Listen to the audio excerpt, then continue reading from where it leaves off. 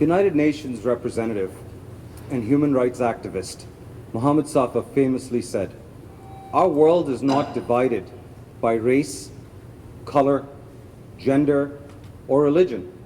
Our world is divided between wise people and fools divide themselves up by race, color, gender, and religion." So the focal point of my short talk with you today is this idea of inclusion and how our common humanity can get lost in the trendy jargon of inclusivity.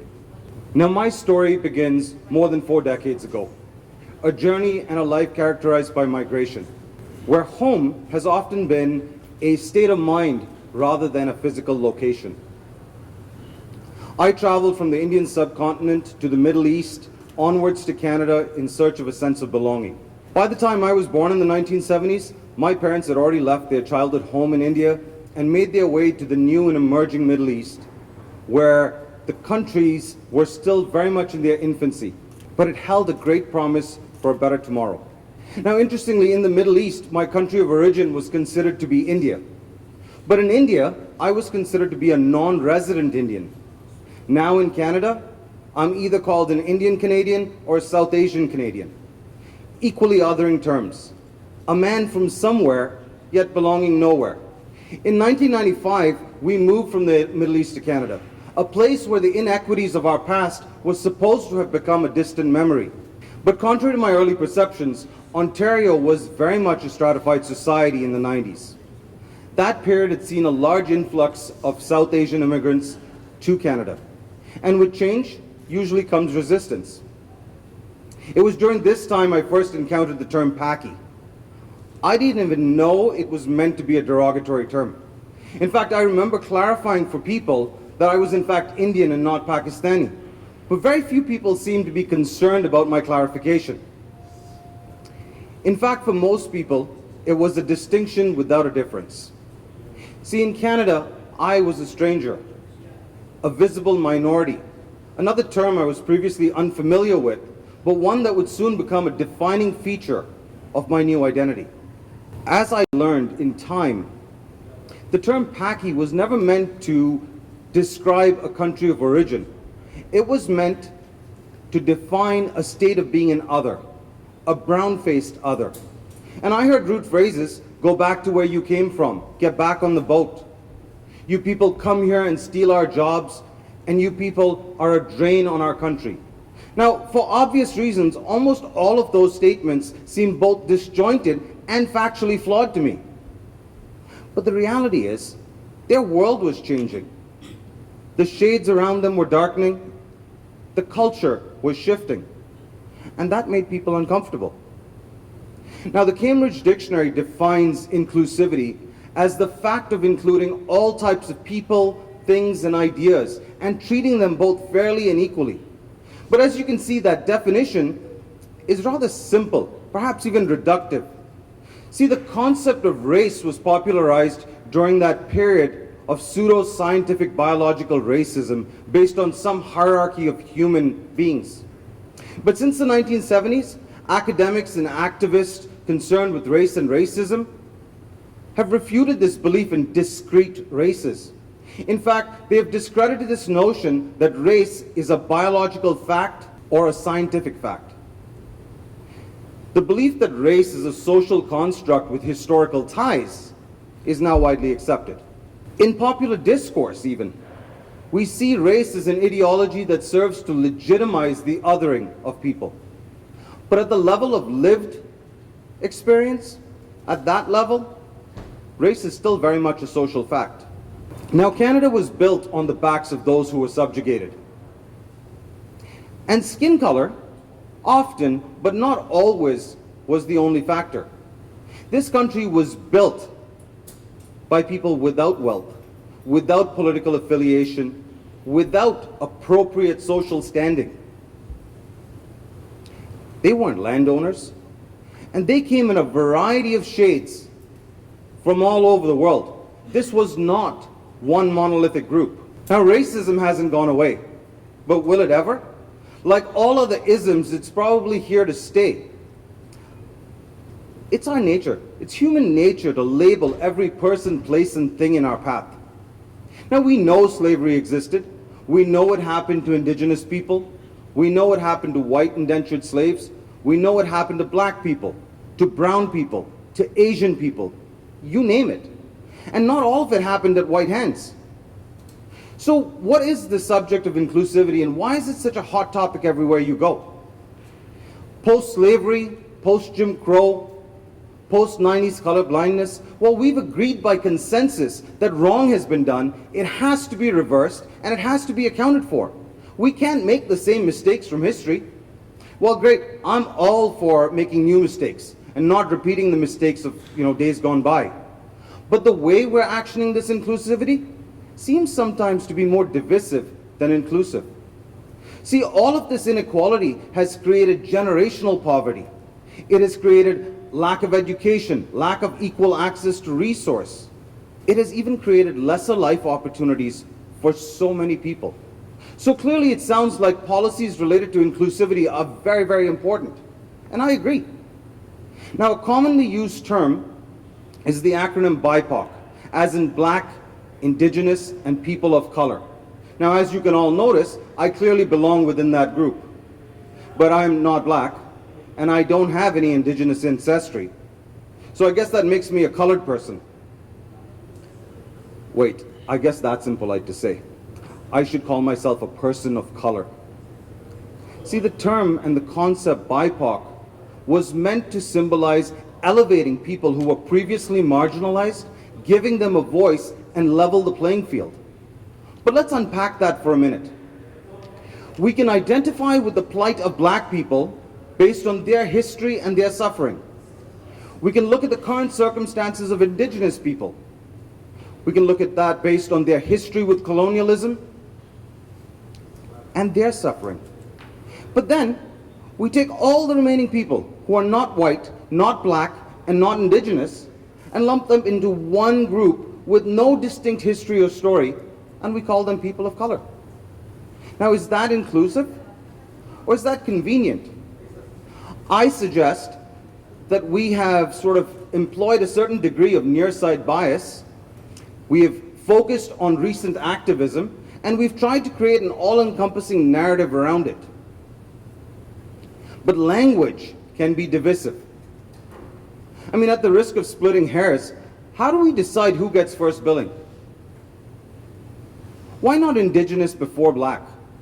Perhaps IBPOC just does not have a good ring to it. Why are Black people and Indigenous people distinct from all other people of color? Surely nobody thinks that all of those people have so insignificant a history that detail is not required. Why can't white people have been amongst the people who were marginalized? See, to lump all people of color or all white people into a singular group and assume that their characteristics are so common that no degree of specificity or distinction is required seems to violate the very basic tenets of inclusivity in the first place. So how are we prioritizing? Are we doing that based on suffering?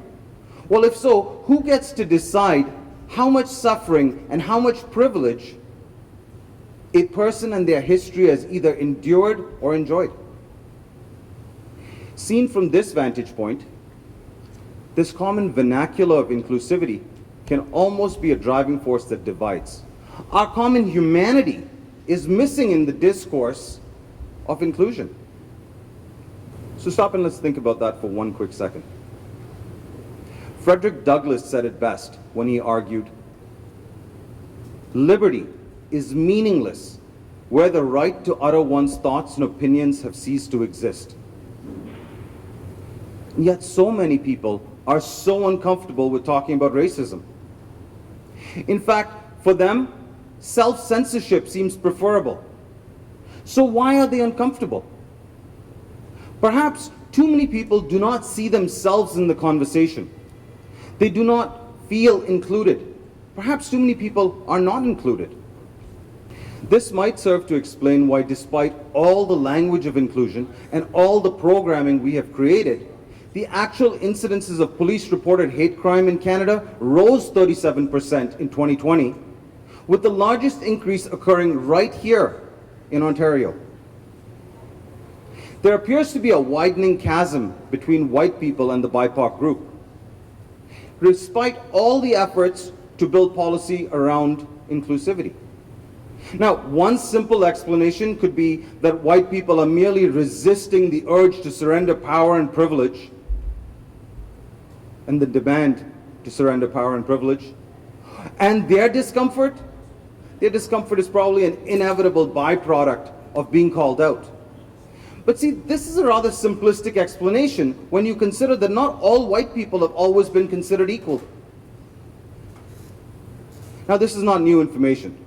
Throughout history, membership to the dominant group labeled white has varied. Italians, Irish, Scottish, Eastern European people, they haven't always neatly fit within the dominant group labeled white. Now this can get, when you look at it from this perspective, privilege then becomes a matter of subjective evaluation. This can be further complicated if you try and apply those same variables within the BIPOC group. For some, the label is very comfortable. But for others, it's extremely constraining. And we all know what happens to people that go against the masses, right? That speak out against their own in-group. In my own lifetime, I can think of at least a couple of occasions where I have been called whitewashed or a racial or cultural sellout. Perhaps race and ethnicity cannot define a person solely. Perhaps we can't be one monolithic group who all think, feel, and opine the same way. Perhaps we need to accept that race and ethnicity are easy to identify, but diversity of thought and opinion cannot be defined in such narrow terms. I'm not just a brown person. I'm not just a person of color. Nobody could define themselves in such a limiting way.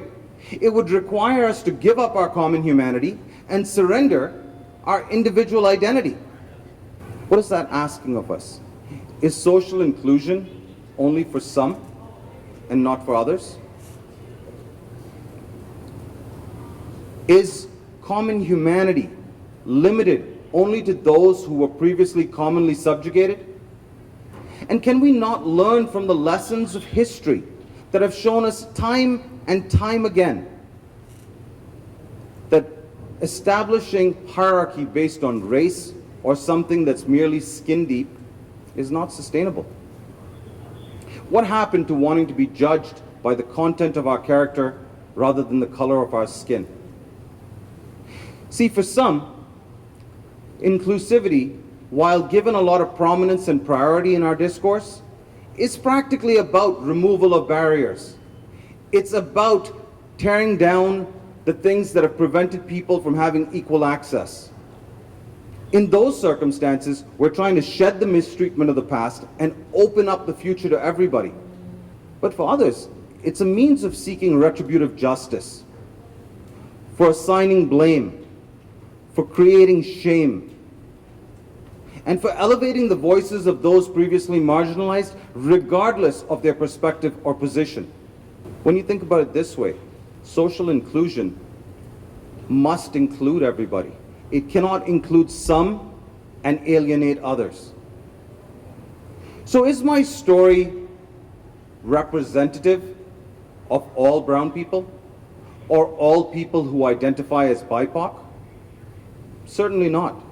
It's only one personal story amongst millions of narratives. There is no one universal truth. There are a multitude of truths that people live and experience. This reductive assumption that we're one monolithic people with a singular sort of perspective in need of a singular remedy fails to appreciate the common and rich diversity we all bring to the table. When you consider that, I will bring you right back to the beginning of my TED Talk. Think about my opening quote. Our world is not divided by race, color, gender, or religion. Our world is divided between wise people and fools divide themselves by race, color, gender, and religion. Thank you.